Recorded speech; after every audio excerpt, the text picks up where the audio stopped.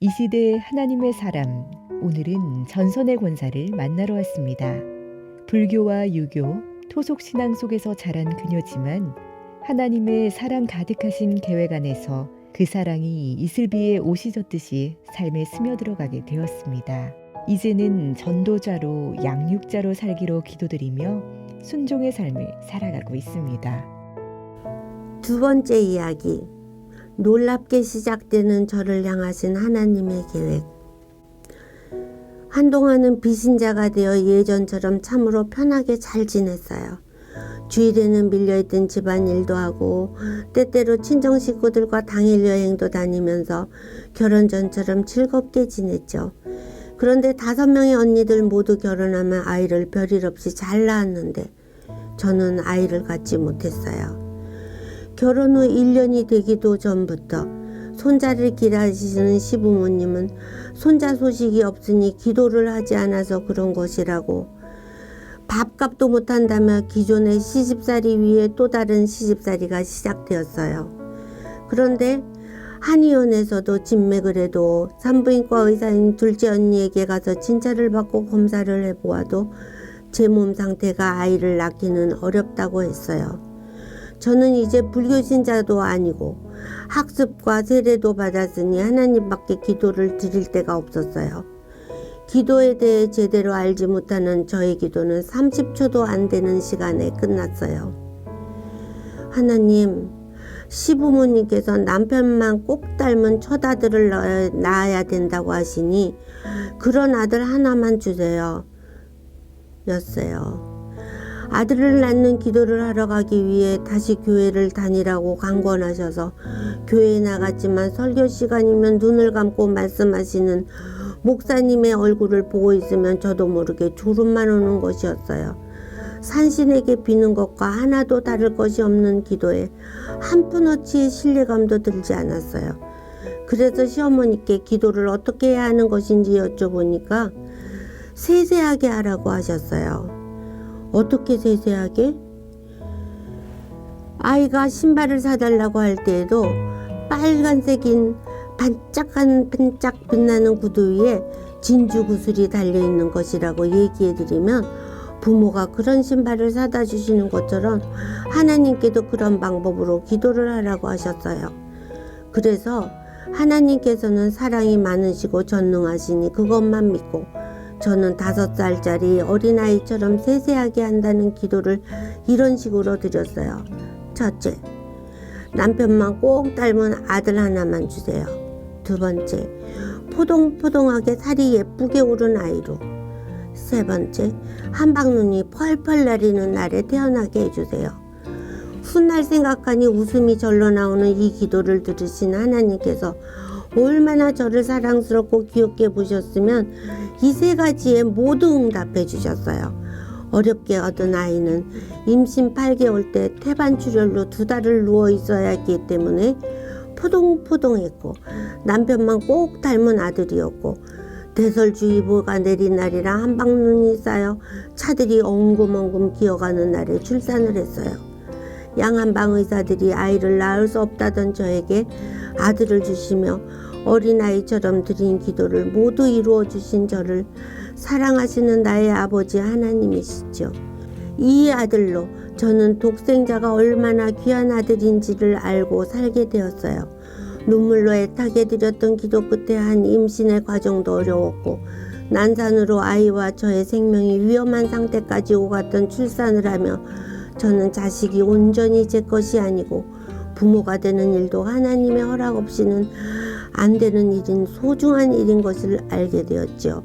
주님께서 내게 주신 단 한 번뿐이었던 임신에서 출산에 이어 양육에 잊을 수 없는 모든 경험들은 훗날 내게 주신 영적 자녀인 태신자를 품고 그들을 위하여 어떤 마음으로 하나님께 기도를 드려야 하며 어떻게 복음을 전하고 어떻게 그들이 예수님의 자녀로 태어나게 도울 수 있는지를 깨닫게 해주셨죠.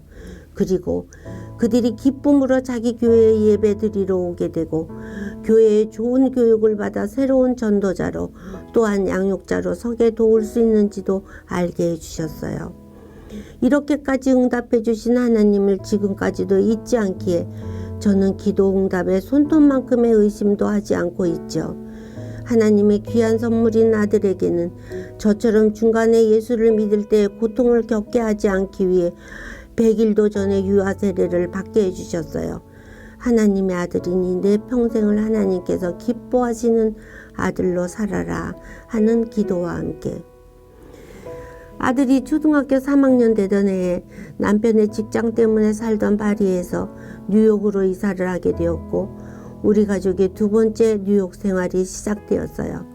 아들은 기독교 교육이 잘 되어 있는 교회에서 하나님을 사랑하는 믿음이 좋은 아이로 자라고 있었지만 저는 범사에 대한 감사는 있었지만 예수님을 인격적으로 만나지 못하게 되는 가정 환경 속에서 교회만 그저 열심히 다니고 있었어요. 독실한 기독교 신앙을 갖고 있는 것 같이 보이지만 믿음과는 너무도 다른 삶을 사시는 시부모님의 저에 대한 호된 시집살이로 도가 점점 높아지며 계속되는 저의 마음에는 평안이 없어져 가고 불평이 쌓이기 시작해 목젖까지 차오르게 되었죠. 교회를 10년이나 다녔는데도 기쁨이 없으니 그만 다녀야 하나 하는 마음까지 들기 시작했어요. 어느 날 집에 놀러 오신 같은 교회를 다니는 분에게 하소연을 하다가 하나님께 너무 답답한 제 마음을 또 제 삶을 도우시라며 둘이서 통성기도를 드리는 중에 시댁에 끝도 없는 요구에 숨이 막혀 죽을 것 같다고 하며 엉엉 울었어요. 그런데 가슴속에서 누군가 주시는 음성이 들리는 것 같았어요. 저에게 물으셨고 저는 대답을 하고 있었어요. 내 것으로 주었느냐?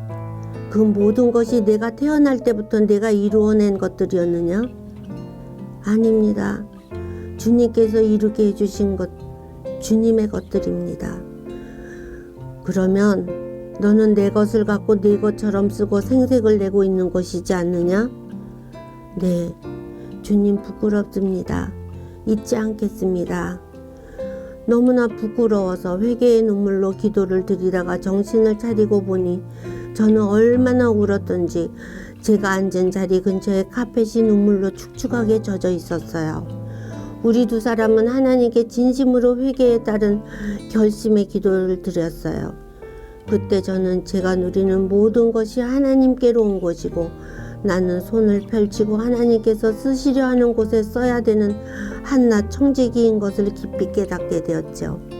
또한 이런저런 모습으로 저를 힘들게 하는 사람들도 하나님께서 저에게 돌봐주시라고 부탁하신 사람들이라는 것도 깨닫게 되었어요. 제가 주 안에서 새롭게 태어난 날이었어요. 세상을 바라보는 제 시각도 달라져 다음날 간 교회의 강단 위에 스피커가 12개인 것도 새삼스럽게 보였고 그것이 예수님의 12제자처럼 말씀을 듣는 우리도 세상으로 가 말씀을 전하라는 뜻이구나 하는 것도 깨닫게 되었어요. 그날 이후 저는 생활 수준은 저보다 훨씬 넉넉하지만 예수님을 모르고 사는 친정 식구들이 가여워서 눈물로 그들도 저를 사랑해 주시는 것보다 더 많이 사랑해 주시기를 기도드리기 시작했어요. 10남매나 되는 가족은 정말 많았기에 저는 요일별로 형제들을 나누어 전도 편지를 보내기 시작했어요. 저의 큐티 내용, 읽은 책, 들었던 설교 요약을 비롯하여 제 삶에서 느껴지는 하나님의 임재하심과 은혜들을 보내주었어요. 중생 이후 저는 믿음 좋으신 남편 친구분이 인도하시는 성경 공부 틈에 들어가 차근차근하게 기초부터 배우기 시작했어요. 이분은 서울에서 제자훈련을 마치신 분으로 서울에서도 교사로 성경 공부 인도자로 사역을 하고 계셨던 분이었어요. 후에는 큐티도 제대로 단계별로 정확하게 배울 수 있었고 성경 공부도 귀납법적으로 인도해 주셨어요. 또한 매주마다 2장의 성경 말씀 카드도 암송시키셨어요. 이 모든 과정을 착실하게 순종한 저는 훗날 사랑의 교회에서 제자훈련을 받을 때에 큰 도움이 되었죠. 아버지여, 아버지께서 내 안에, 내가 아버지 안에 있는 것 같이 그들도 다 하나 되어 우리 안에 있게 하사 세상으로 아버지께서 나를 보내신 것을 믿게 하옵소서. 요한복음 17장 21절 말씀입니다.